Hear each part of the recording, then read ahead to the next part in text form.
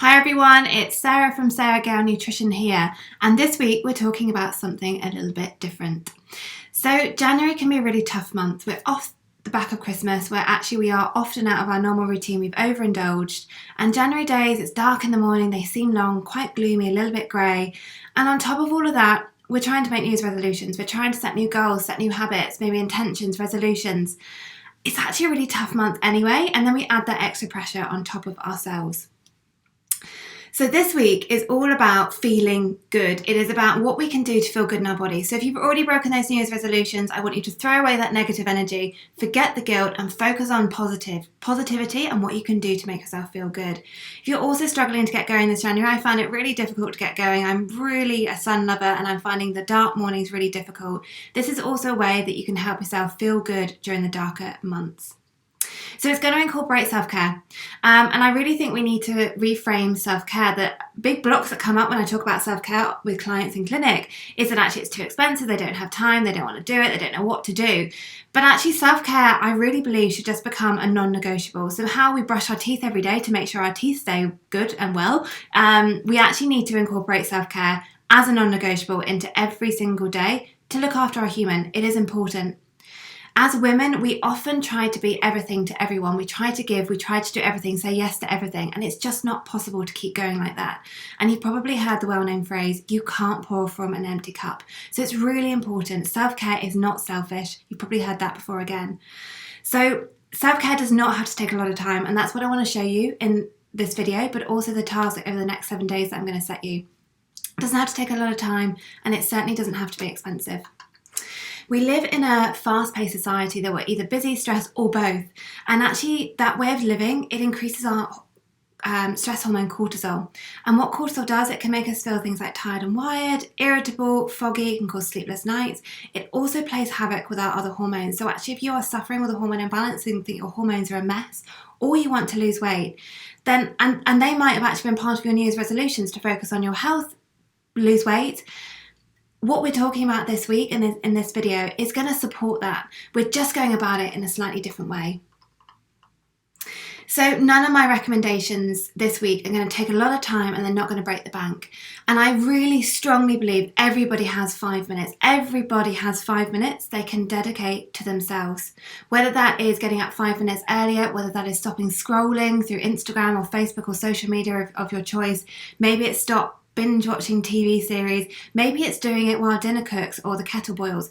Everybody has 5 minutes, and if you are sitting here going, I don't, you need to reframe your priorities, because I promise you, you do. I've worked with some women that sort of are so busy and they've sort of said, no, I don't have time for self-care, we can do everything else, but I do not have time for that. They do have time. They found time. Reframe your priorities. If your health and happiness is important for you, you can find 5 minutes every single day. So what I'm going through in the last bit of the video is going to be the 7 tasks, and I actually encourage you to do these one each day, and you can build on these. So just because we do one on Monday doesn't mean you can't continue it through. The idea is that you build on these. If you can only find time to do each days, that's perfect. Whatever you feel is manageable. But I'd actually encourage you to build it up over a week and not try and do everything all in one go. So let's get to it. How to feel good in 7 days. So day 1, I want you to grab your journal or a piece of paper and answer these 2 questions. So write one thing down that you love about yourself. And this needs to be something you actually love, not something you're trying to force, sort of looking in the mirror and going, oh, I love my stomach, I love my legs. It should be something that you wholeheartedly love about yourself. And actually, it needs to be something that you believe, because if you are trying to force it, your subconscious brain is never going to get on board with that. In time, you can change the way you feel about yourself and your body, but actually this week, I want you to already focus on what you love. So I do this exercise with a lot of my clients, and actually it's really quite heartbreaking how many people struggle to find even one thing that they love about themselves. So what I suggest doing is actually standing in front of the mirror, having a look and thinking about, what do you love about yourself? What comes up? It doesn't have to be anything maybe about your body image. It could be that actually you really love the colour of your eyes. It could be you really love your nails. You really love how shiny your hair is. It can be something small, but you have to really love it about yourself. If you're finding actually thinking about something about your body a little bit too difficult, then reflect on the past few days or past week and think about, what parts of your personality do you love about yourself? Is there a particular situation and you love the way you reacted to that? Think about it. Whatever it is, write it down. The only rule is you must wholeheartedly believe it and love about yourself. The second question to answer is, what are you grateful to you for? So our brain is very much hardwired to focus on the negative. They've done studies around this. And practicing gratitude is a really great way to improve our mood, improve our productivity, improve our focus.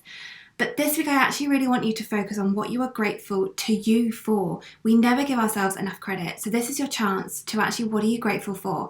It could be as simple as you are grateful for taking the time to listen to me speak, or reading my blog, or watching my videos to support you in your health.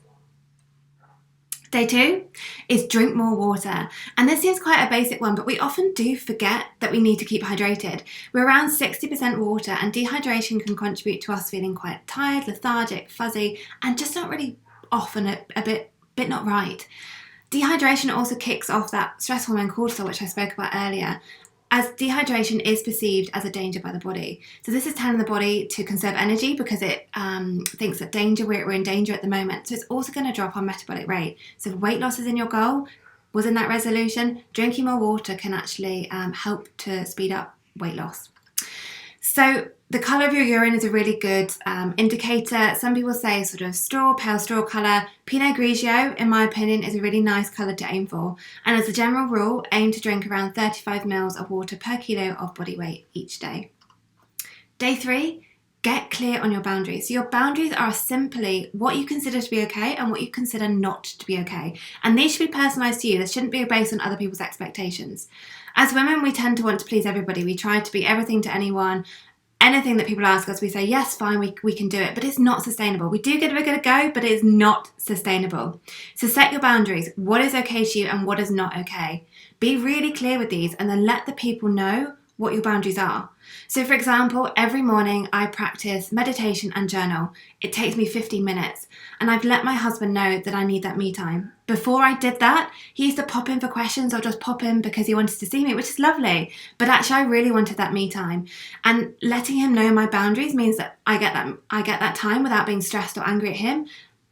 And then he respects my boundaries, so he understands when it's okay and when it's not in the morning to come and spend time with me. It is also really useful to consider who and what your priorities are in life. So who do you want to give your time to? Often this is our inner family, so probably your children, your parents, your partner, and maybe some also close friends as well. And what other aspects of life are really important to you that you want to prioritise giving your time to? When you look at your boundaries and your priorities, you will end up saying no to people and no to things, and that is perfectly okay. I want to stress that it is okay to say no. It might seem a little bit alien at first, but once you actually set your priorities and boundaries, it becomes a lot easier to understand what you as a person need to say no to keep your health, sanity, happiness going. Day 4 is move your body for 5 minutes. You want to do more, amazing, but 5 minutes to start with. 5 minutes is all it takes to feel great. So we can often see as exercise as something as quite challenging to do, whether it takes up too much time, you don't know what to do, or haven't moved for a long time, it can seem quite overwhelming. But I promise you after 5 minutes, you will feel amazing. However you like to move your body, so whether it's walking, running, dancing, swimming, jumping around your living room like a lunatic, stretching, yoga, it doesn't matter. However you like to move your body, do that. And if you don't know where to start with a 5-minute walk outside, get some fresh air, and I promise you, you'll feel good after it. Sorry, that was day 4. This is day 5. Day 5, be more mindful. So I can't express how I need to be more mindful with which day we're on. So I can't express how different my brain feels when I practice mindfulness and meditation. I feel a lot calmer, I'm far more productive, and everything just seems more positive and falls into place, and I have more place in my brain for the really important things that I need to think about that day. If you have a regular meditation practice, or maybe a meditation practice that's fallen away, I really encourage you to get that back in, and hopefully then the next day and the next day. If you're new to meditation, have a quick Google. There are so many different resources to get you started. I'd pick a short track, 2 to 5 minutes to get you started. I also can recommend the app Calm, so you can either download that on your phone, or they also do have some free resources on YouTube as well, so check that out. If the thought of sitting still for 5 to 10 minutes fills you with dread, then do not worry, you don't have to miss out on today's task. Instead of actually maybe sitting down and meditating or practicing mindfulness, Practice being mindful in your everyday life. So when we do tasks that the brain is very comfortable with and it understands it and knows what to expect, it allows the brain to wander elsewhere. So brushing your teeth, driving to work, washing the dishes are all really good examples of that. So how can you become more mindful and more present in the current moment? So maybe it's those examples I've just gone through, or maybe it's eating a meal, eating your breakfast. Think about, what is the food like? Maybe mentally name the food. What colours are there? What textures? What does it smell like? Is there any sounds? Really immerse yourself as much as possible in the experience, and becoming more mindful, you're going to get the benefits the same as you would from meditating on mindfulness. And the more you can practice that, the better. But if you're new to this, start with one thing. Maybe brushing your teeth, because again, that's something most of us, hopefully all of us, do every single day, twice a day. Day 6, get your diary out and get in things. Schedule in things that you enjoy. So maybe it's booking in times with friends and family that make you feel good. You know, the people when you leave them, you're like, oh, I love them. They're great people. I feel so good now. Book some holiday into your diary. So maybe you're not going to have a chance to get away, depending on what's going to happen with the pandemic. But actually still scheduling some time out is really, really important to take a break from work and your day-to-day life. Book some activities in your diary that you love. So it could be something indulgent like a massage or going to a yoga class, or it could be as simple as booking in a Sunday morning walk, or maybe booking out one evening every week to read a book.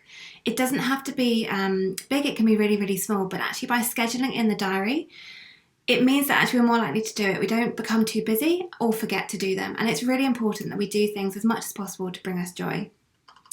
And day 7, the last day of the 7-day feel good, is prioritizing sleep. So we all know how good we feel when we get a good night's sleep, but how many of us actually prioritize it on a daily basis? Sleep has so many benefits for our health and how we function each day. Everything just seems that bit easier, with that bit nicer, with that bit more productive after we've had a good night's sleep. So if sleep has fallen off your radar, take advantage of today's prompt and make sure you get enough zizzes tonight so you can start tomorrow feeling fresh.